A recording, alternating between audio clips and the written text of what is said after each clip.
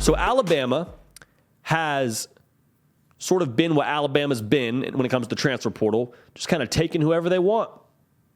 And more or less, it's going to be a revitalized Alabama in 2022.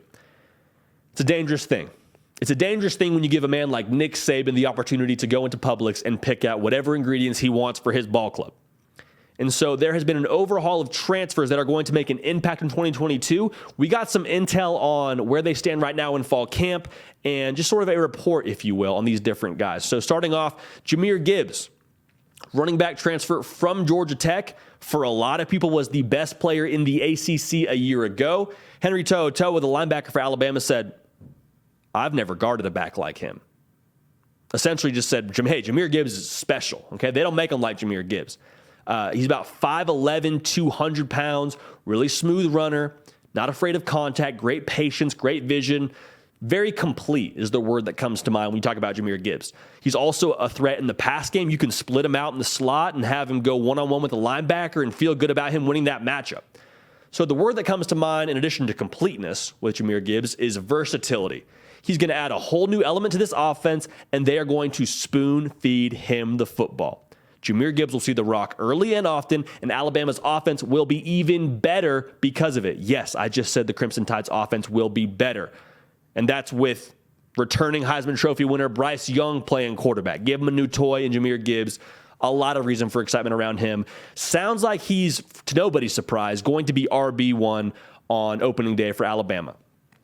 Another toy that Bryce Young got via the transfer portal was from another SEC school. Jermaine Burton, wide receiver transfer from Georgia to Alabama, gets to Bama with 82 total career targets.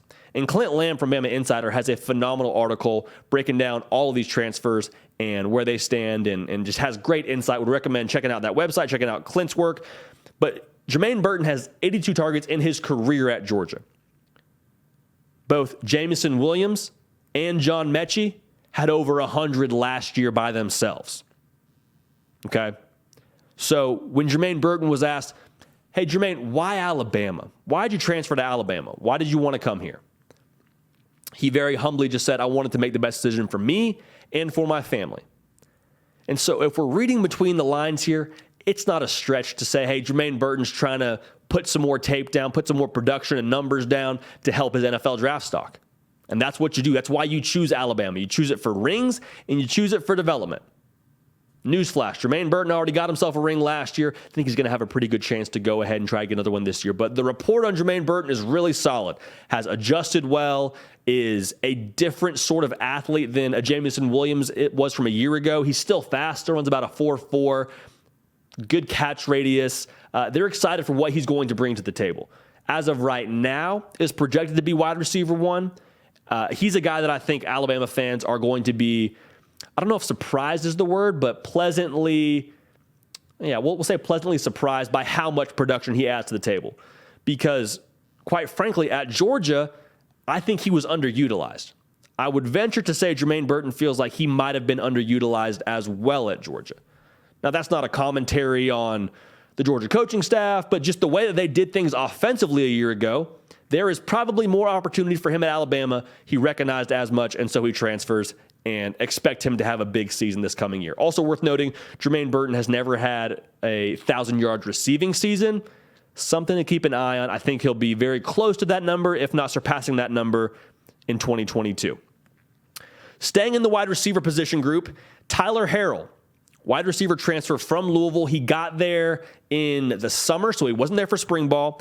He is a speedster, and that's really what you talk about when you talk about Tyler Harrell. Dude is fast. Was clocked at a legit 4.24 and had an average reception range of 29 yards per catch. So if you don't know, that's freaky.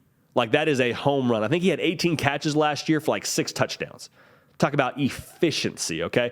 He's a guy that they are, again, excited about, is a home run hitter. Right now, he's running with the twos.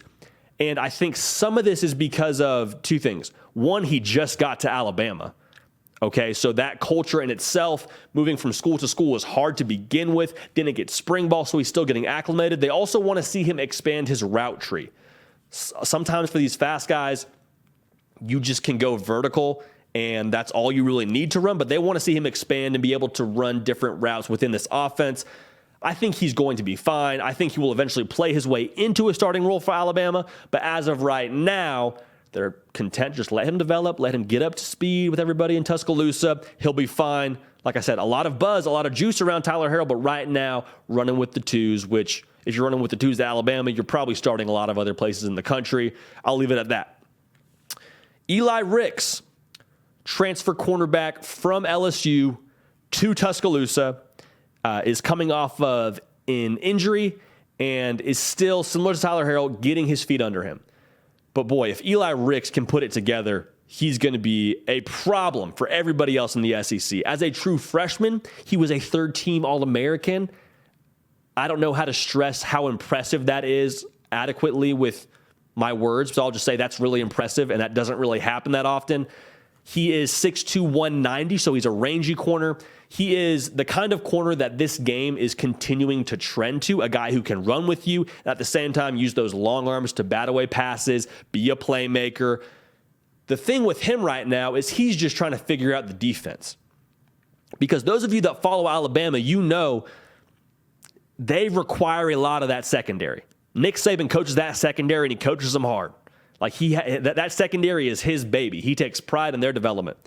And so for Eli Ricks, he's still getting up to speed with everything that's new at Alabama. Still getting up to speed with all that's being asked of him as a corner at Alabama.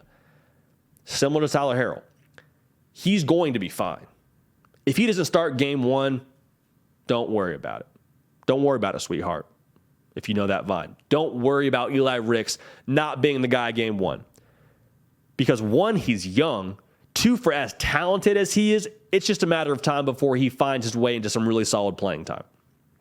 So Eli Ricks, tons of talent, has got it in spades. He's a guy that is going to contribute in a big way for Alabama.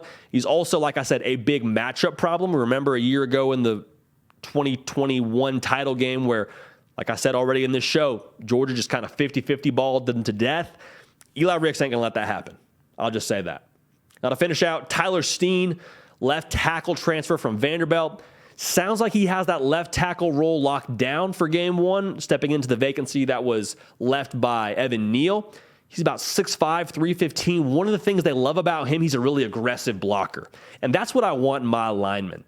I want them to just be nasty, have bad intentions, and to be violent. And it sounds like he's fit the bill, hit the ground running, and is going to be the guy for game one, like I already mentioned. So Tyler Steen has a rave review from Alabama, and all these guys, I mean, Jahmyr Gibbs, Jermaine Burton, Tyler Harrell, Eli Ricks, Tyler Steen, they're all going to be ballers for Alabama.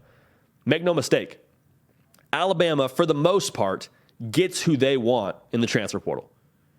And if you choose to come to Alabama via the transfer portal, it's different than other programs.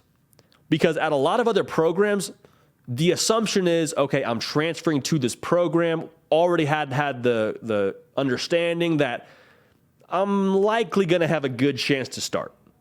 At Alabama, I would imagine that conversation goes like, hey, you're a good player. We want you at Alabama, but we got a lot of good players at Alabama. We'll offer you the chance to compete. We may have a need for someone of your caliber. We may have a need at your position group, but we're not going to hand you anything. And I think that's why Nick Saban's programs are ultimately better for it. So that's the update when it comes to the Alabama transfer portal overhaul. All those dudes are going to contribute. I mean, don't get it twisted. They will all, in one way, shape, or form or another, contribute to what Alabama does on the field this coming season.